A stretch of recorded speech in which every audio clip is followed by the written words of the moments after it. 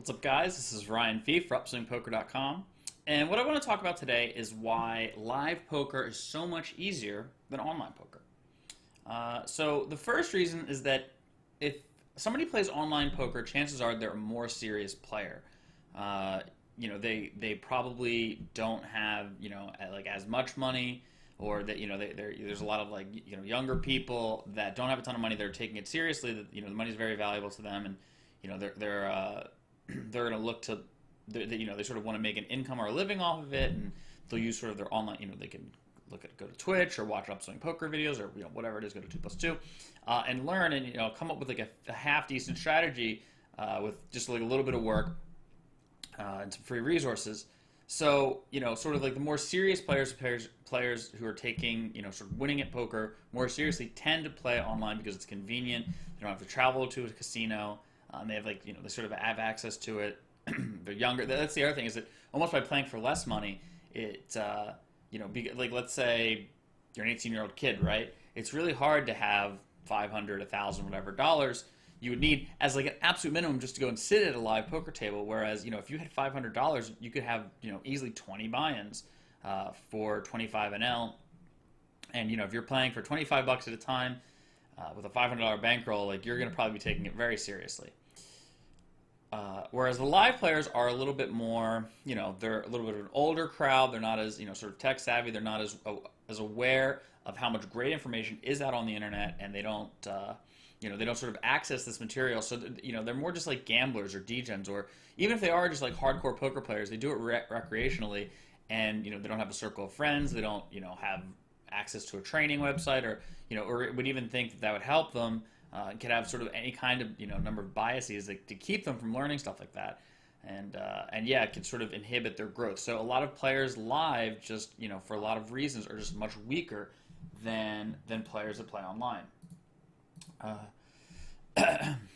The other thing is that sort of if you think about poker players as segments, there's the high stakes online segment all the way to the sort of low stakes, like older guys, recreational segment, and they tend to be friends with one another, right? Like most of my friends in poker play anywhere from 510 to 500 1K, right? Or this really really big could play up to really really big games. I obviously friends that play lower stakes. I have friends that don't play poker at all, but a chunk of my friends are like this, sort of in this high stakes community.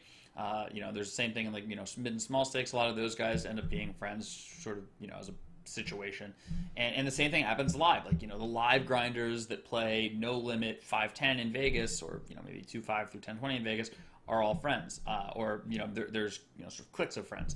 The same thing is true for recreational players live.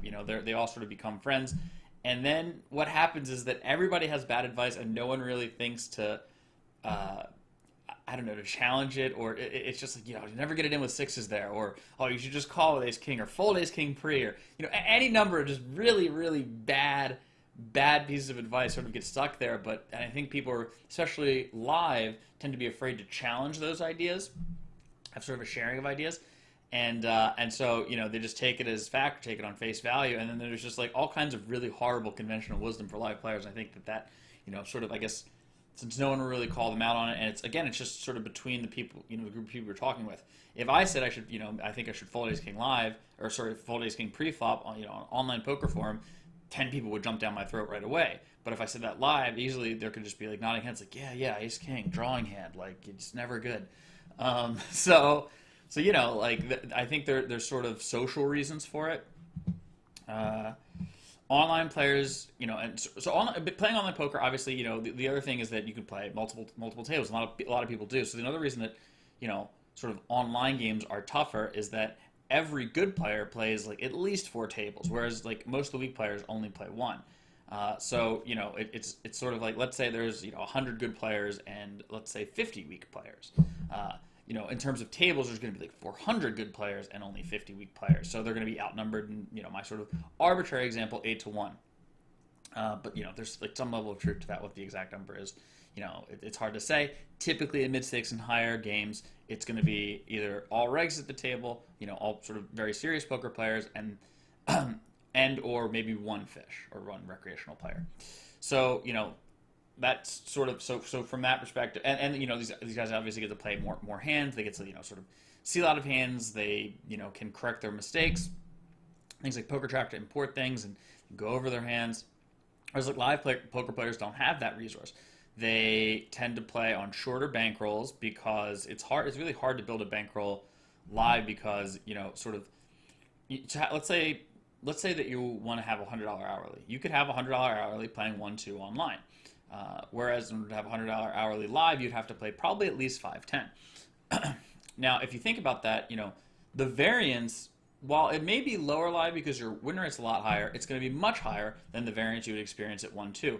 So one of the benefits of playing online, even though it's much tougher, is that you can have a much higher win rate adjusted for risk, or rather, you can have much less risk with the same, you know, the same sort of win rate. If you played 1-2 online and put in a lot of hands, it would be very difficult to have a losing month playing online poker. Whereas if you played live, especially if you know, it was hard to maybe get in a ton of sessions playing 5-10, it would be completely possible to have a losing month. So you know, so getting these big samples, playing a lot of hands, really beneficial for you know, and like sort of the attractiveness of this makes online tougher, and you know, their ability to learn easier. Whereas playing less hands, having like sort of all this variance, I also think the other thing about that is that it makes online players less results oriented because, you know, they can get all in with ace king or tens pre-flop, and they, you know, do it several times, or, you know, a multitude of times, and they realize that, okay, this is a good player, okay, this is a little bit too late to getting it in. Whereas live players, maybe don't get to, you know, see that particular situation come up very often. So they get ace king all in pre-flop, and their opponent has aces or kings, and then they, you know, like, oh well, I'm just not going to 3-bet ace king anymore, because like sort of last time that happened, he had aces, or they always have aces, and, you know, it never sort of works out for me. And, you know, you could run really bad in a very specific instance with just, like, let's say ace king preflop, where it just never sort of works out for you, and then you have this incorrect but very, you know, this very biased sample that then leads you to an incorrect conclusion that you then take as fact, and then sort of in the future it forces you to play poorly. So it's, you know, not only do you get, you know, sort of not get a lot of hands, I think it really sort of preys on your sort of, you know, the way that your mind works, and can really cloud what reality is, or what you know, sort of best plays are. So it's a combination of, you're not getting enough hands in to really know, even if you know, even if you were thinking clearly, you don't really get enough data from sort of the experience of playing on live, because you just, you know, again, only getting 30 hands an hour. Whereas online, you play a ton of hands, and excuse me, and, you know, I tend to think by doing that, you get a more clear picture of what's going on. So yeah, sort of for that reason, I think playing a lot of hands, you know, online leads you to like being a better player. The other thing is that, so these are sort of all, I think, like, sort of the reasons, many of the reasons why, you know, people like online tend to become better. I think online poker tends to attract somebody who's going to be more likely to be good at poker. Whereas, again, live poker is going to be more likely to attract somebody who's interested in gambling in general, could bet on sports, could bet on blackjack, and in general, these are the type of people you want to be at the poker table with. So, you know, I just think, like, the type of person it attracts, plus sort of, like, what if you just removed, you know, sort of everything from it, and you just look at it purely as what's a better learning tool, online poker or live poker, I think that you would see that online is a much better learning tool. So because of this, you know, essentially, the level of play online is much higher, and there's no sort of way or reason for the level of play live to be any tougher. So, you know, in other words, like online, it's really hard you have to play a somewhat structured game. You know, you're gonna want to play something that's fundamentally sound, that, you know, has like some theory behind it, that you know, that makes sense, because there's going to be people that, you know, if you're sort of messing around, if you're playing too loose, if you're c-betting too much, you know, this or that, can be you know, they're smart enough to learn how to take advantage of it. Whereas like live, this isn't really the case at all. Live, you're much better off playing a very exploitable style and being very sensitive to your opponent's tendencies in order to maximize your win rate. Because, you know, again, like the level of play is so much lower, is that, you know, sort of by playing a lot, especially if you play a lot online, you really realize how the game works. You can then take those skills to a live poker table and play, you know, like, so for instance, like typically when I play live, I play like really loose. Really loose. I don't 3-bet a ton more. I 3-bet about the same, but I just raise a lot more hands and call a lot more hands because I know that, from a very pure sort of mathematical perspective, I'm going to realize more equity with all of those hands because my opponents are going to have either too loose of hands or not play their hands well and allow me to realize equity with my weaker hands, especially offsuit hands. So, like the best, and sort of like that's one of the reasons. So, online players have always been able to cross over to play live, but very few live players have been able to cross over to play online. There's a reason for that. If you can cut it at online poker, it's kind of like cutting it in New York City. If you can make it in the Big Apple, you can really make it anywhere. Whereas a lot of live players tend to be better at understanding how people perceive the game or how they'll react to the way that they're playing. It's weird. I mean, poker, is mostly not a game of psychology, but they are really sort of not so much playing the player, but playing the environment that they're in and sort of really taking advantage of sort of the inefficiencies that people see in the game. So many of the best live players actually, are very bad or almost like huge fish online. And like there's not, that's possible. It's very possible to be a big winner live, to make a lot of money live, but then get crushed when you play online because you don't have strong fundamentals and people can easily see what you're doing.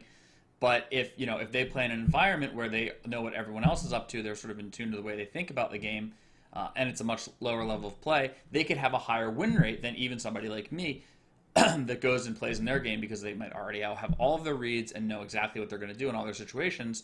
Whereas if I'm going to go and I'm going to start playing in a 5-10, let's say I'm going to play in the 5-10 game at Bellagio, it's a game I haven't really played very much. I don't know who the players are, who the regs are, what their leaks are they loose or they tight, who's the tourist today, how's everybody going to respond to the tourist, sort of so on and so forth. So it would take me time to learn sort of what's going on with everybody to then make my adjustments. Whereas, this, and even though my adjustments might be better, it's going to take me time to do that. Whereas, many of the live grinders might have already, even though their technical game isn't going to be as sound, might be farther ahead of me in terms of win rate because their adjustments are more sort of, especially the best players, are more sort of in tune and on point with what's actually going on at that table.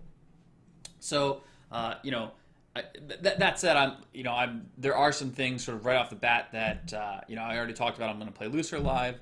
I also, if you guys are in the lab, you're interested in learning like sort of how to exploit people live. One of the things we added to the lab for Play and Explain videos was me and I went and I played some live. I think it was 5-10, some live 5-10 deep sessions, and I just recorded all the hands and then did a Play and Explain video where I talked about how many of the differences or sort of things, how I was going to take this very structured game plan that was meant for online poker and then switch it around and then use it for an online poker setting, live poker setting. And there was a lot of very greedy, very bad manner plays in there, but a lot of them worked, and I think I ended up having a couple of pretty good sessions. So, like it can be done is what I'm trying to saying. It doesn't. The schools of thought for online poker can also be applied to live, but you just have to appreciate and realize, what it is you're actually doing and sort of how to make these transitions work. So yeah. Anyway, if you guys have any questions, if you want to send me any live hands, please feel free to leave them in the comment section of this video, and I'd be happy to take a look. Thanks, guys. I hope you enjoyed this video.